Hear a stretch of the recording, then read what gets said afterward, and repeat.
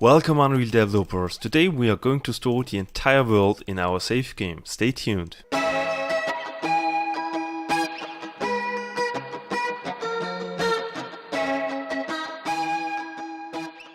In our last video we created the data structures we need, we created our test cube and we also prepared our save game. Today we will save all the items in the world. So just open up your first person character, we are going to save all the things here, the blueprint. Just press the right mouse key and I'm going to select the O key, but you can select every key you want. I will use that to save it. First thing we need to do is drag out a line and we need to create a save game.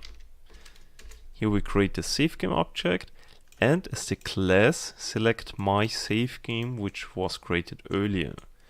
We are going to need that later on, so we are going to promote it to a variable. Just right mouse button, promote to variable and give it a name like my save game. So we want to store three different things. We want to store our player, we want to store the cubes, and we want to store the projectiles. So we need here to go through three different things we want to store, and then we need to store them finally. So we want a sequence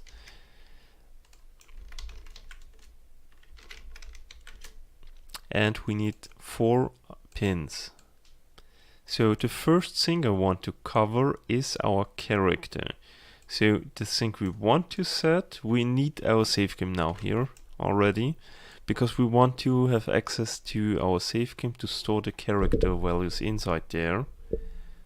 So drag down the line and just type player info and we want to set the player information. Drag in the execution pin. And now we just need to populate the values. There are 2 possibilities you can do that. Let me copy that to show you, or does that help? No, not really. Yeah, so I copied this. So you don't need to do that. I just want to show you something. You can use your split struct pin, or you can use make the struct. And I will show you why I prefer this method.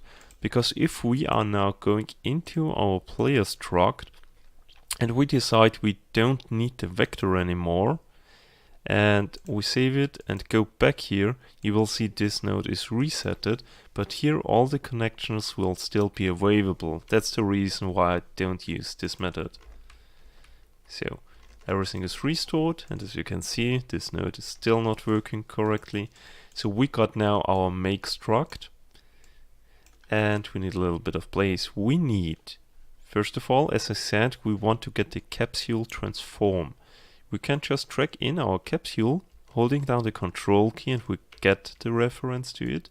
And now we want to get the world transform. Plug it in, and this is everything we need to get the player location. But we also want to save where we are looking at and if the character is moving currently. So we need to get the controller, get controller, and from the controller we need to get the rotation, get control rotation. We put this in, this will save in what direction the player character is looking. And the last thing we need is the movement. As I said, that's part of the character movement. So we drag it in with the control key. Then we get the velocity. Sorry, not calculate. We want to get the velocity. And we drag it in again. This is everything you need to do to store all the information for your character. The character saving is now completed. And now we are going to the next thing. We are going to cover our cubes. Therefore, drag out the line and we need to get all actors. This is why we had to change the meshes to actors of a class. And now we're going to select our test cube here. So this will give us an array, which is a collection in a series of all the elements of the same type. In that case, type is the test cube, and we will go through them. Usually this will be done with for each loop. Just hold down the F key on your keyboard and click with the left mouse button and you will get them for each loop. But you will see, no, it will match. That's nice. Okay, so plug in the execution wire and the data wire. And now we are going on. Now we need to populate these values. So we need to get our velocity, and therefore I'm just using the static mesh. Where I just had a pretty button. So I just picked this one here. And we need to get the linear velocity.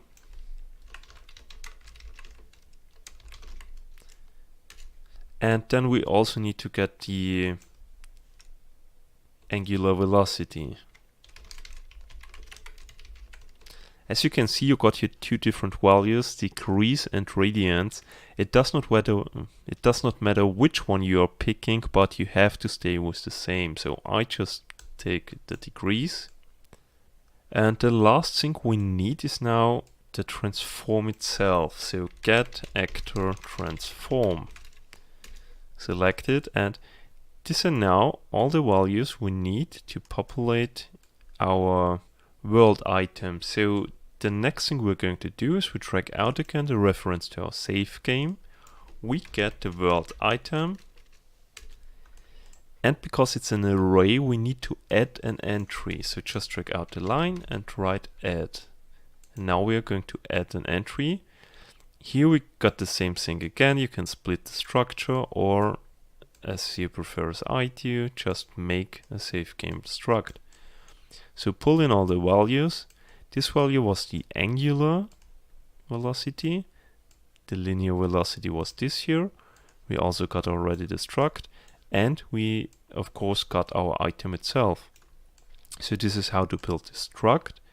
We already store all the information here. We just need to connect the execution wires. So let's go on here. And this is everything we had to do to store all the cubes in our world. So now we also want to store the projectiles. This is pretty similar. We just drag down here our line. Say get actors of class. We're going to select a projectile.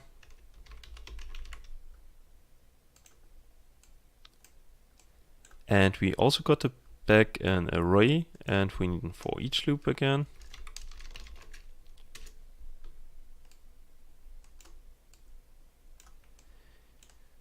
So, and now we also want to populate the values again. We got the item itself again, and then we need to get the actor location. So we know where in the 3D space it is. The next thing we want to get is, that was the point I was mentioning before.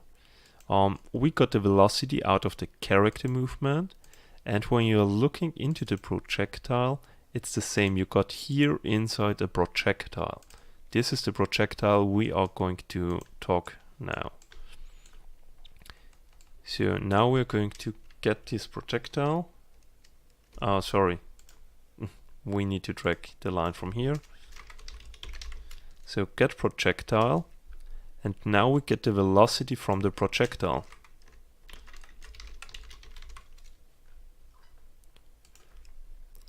So, and that's again everything we need from here.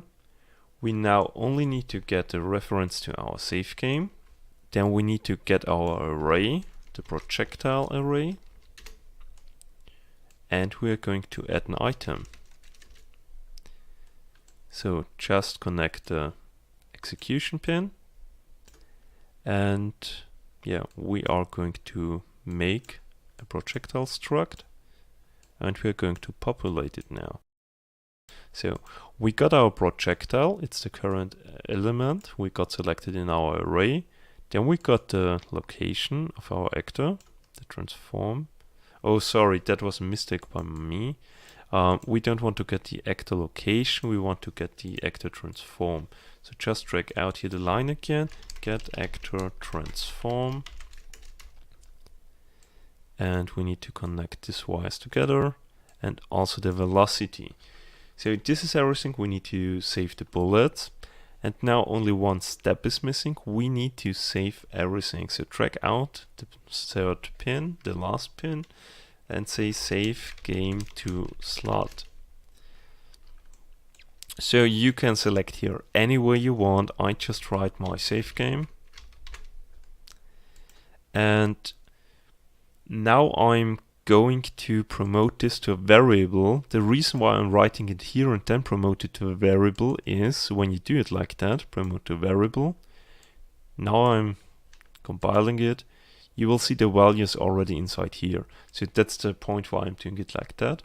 So give it a nice name so you know what it is. I will just call it slot name. And we do the same with the user index. So that's what we had to do here. And then we need to drag in our save game.